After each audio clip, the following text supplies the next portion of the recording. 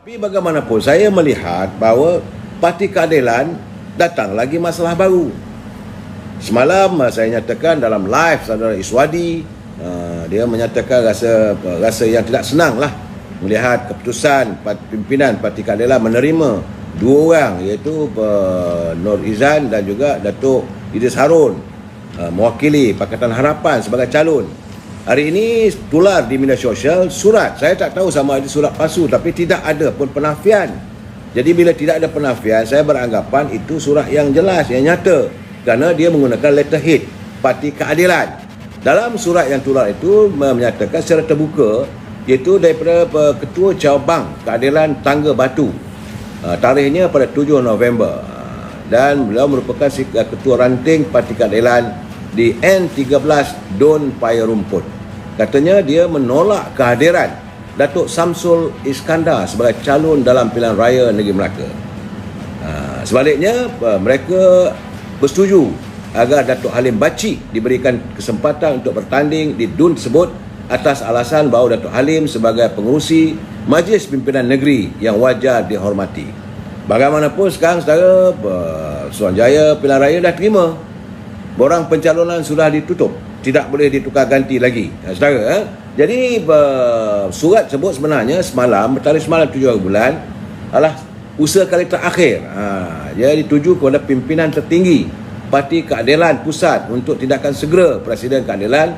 Harapan mereka supaya merubah keputusan meletakkan Datuk Samsul Iskandar sebagai calon. Tapi bila hari ini diteruskan juga, saya menjangkakan bahawa Parti Keadilan akan bergolak di negeri Melaka. Sebab kemarin Iswadi dalam live-nya menolak pencalonan Datuk Seri Harun di kerusi N10 Asahan dengan alasan disifatkan sebagai antara DNA katak yang melompat bersama Nur Azman.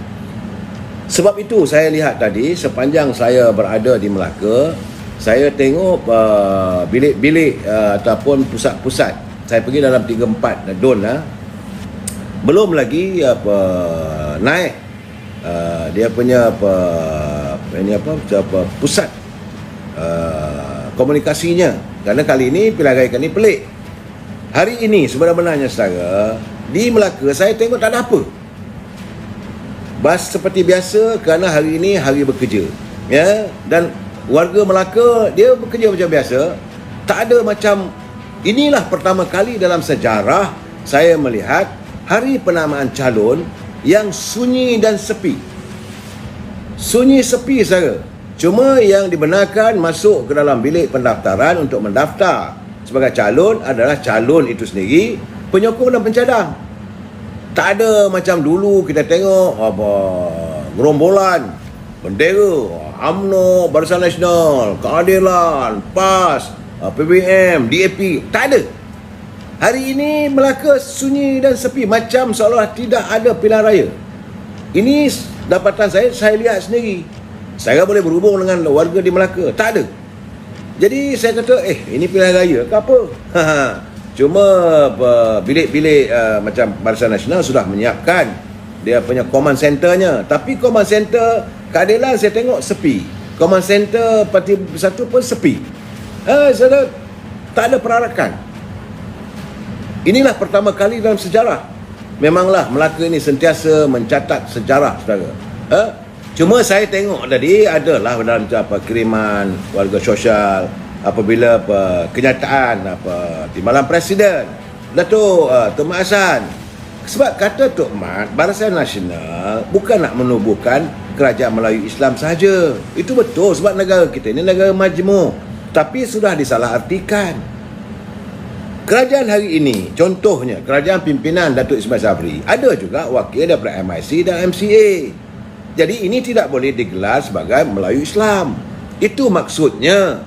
Tapi sudah disalahartikan. Dia kata, jadi sebab itu dia mahu supaya warga bangsa, pelbagai kaum di negara kita ini bersatu hati. Bukan daripada satu kaum saja. Itu maksud Tok Mat. Tapi sudah disalahgunakan, maka diseranglah beliau. Saya jumpa Tok Mat tadi, macam mana Tok Mat? Dia kata, biasalah, dia orang cari silap kita je. Kita ni gajah, banyak ganting-ganting dah patah, kata Tok Mat tadi. Jadi artinya pada beliau kata apa pun, Yang bonus. Sebab saya tengok tadi beliau menyantuni jentera parti daripada MIC.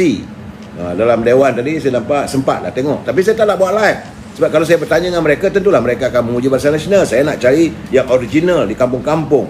InsyaAllah saudara, saya akan bertandang lagi ke Melaka untuk membuat dapatan apakah sebenarnya kehendak, apa isu yang ada. Jadi sebab sekarang ni saya tengok warga pun tak suka bila dia orang memainkan isu ini. Dia kata apalah dia orang kata Tok Mat begitu. Dia cakap yang benar. Dari dulu lagi kerajaan yang ada mestilah berbilang kaum. Sejak kita mencapai kemerdekaan, kita bukan satu kaum aja ada di Malaysia ni. Betul juga. Ini pandangan daripada warga di Melaka, bukan saya cakap saya.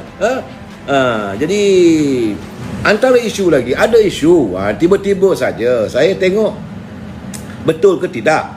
Tular dalam media sosial mengatakan calon daripada calon MCA yang bertanding bagi kerusi Dewan Undangan Negeri Kesidang, Leong Hui Ying. Dia katanya tak boleh berbahasa Melayu. Jadi saya sebagai sifat saya sebagai seorang wartawan nak tahu. Saya pun cari jalan sana, cari sini. Akhirnya saya berkesempatan bertemu dengan beliau sendiri.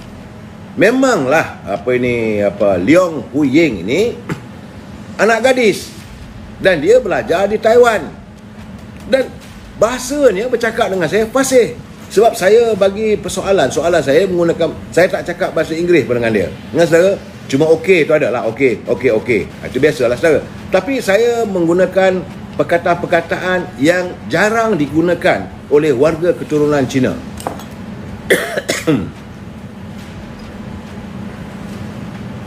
Sebagai contoh saya kata, apakah anda mempunyai seorang kekasih?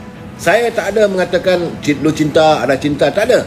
Dia kata ada. Dia mengaku. Berapa ramai? Satulah dia kata. Jadi artinya pasih. Bila saya bertanya lagi, dia kata dia belajar di Taiwan dalam bidang komunikasi. Dan malahan dia kata kadang-kadang masa di Taiwan kita nak bercakap sesama kita gunakan bahasa Melayu. Saya bangga menjadi rakyat Malaysia.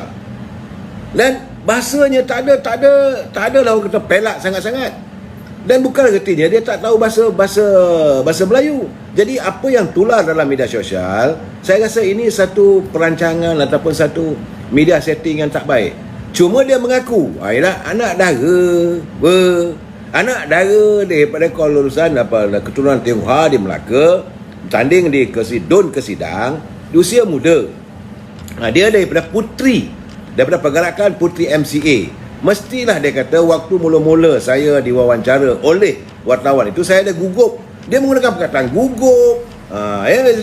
Jadi dia kata saya ada gugup. Jadi dia tanya saya kemudian dia kata yang wartawan itu dia pakai mask, dia kata. Jadi saya tak apa nak dengar soalan itu. Jadi saya tak faham. Dah tuduh saya tak faham sebab dia pakai mask dan saya jawab pun pakai mask. Jadi bercelarulah katanya. Tapi sebenarnya dia kata dia cubalah, dia kata menyantuni. Tapi untuk memudahkan dia cakaplah dalam bahasa Inggeris. Dan saya mendengar sendiri. Saya bukan bohong. Saudara boleh tengok dalam culipan saya tadi saya buat live juga. Tak lama lah. Tengok boleh tahan. Dia bukan makcik ya, amoy. Saya kata kalau orang Tionghoa, anak gadis dia panggil apa? Amoy ke? Bukan, dia kata meme. Meme. Baru saya tahu. Jadi dalam keadaan begitu, jadi dia kata waktu disoal itu dia dalam keadaan terpinga-pinga. Jadi bila disoal dalam terpinga-pinga begitu, macam tentulah akan buat kesilapan. Saya tadi ingin menjelaskan pada saudara bahawa isu ini is not the issue. Bukanlah dia seorang warga negara yang tidak tahu berbahasa Melayu. Ini saudara Nizam Datuk Kecil. Saya bukan kecil, saya cakap terus sekarang boleh tengok dalam live. Memang dia bercakap bahasa Melayu. Buat apa saya nak menipu? Saya memberi pencerahan, saudara. Dan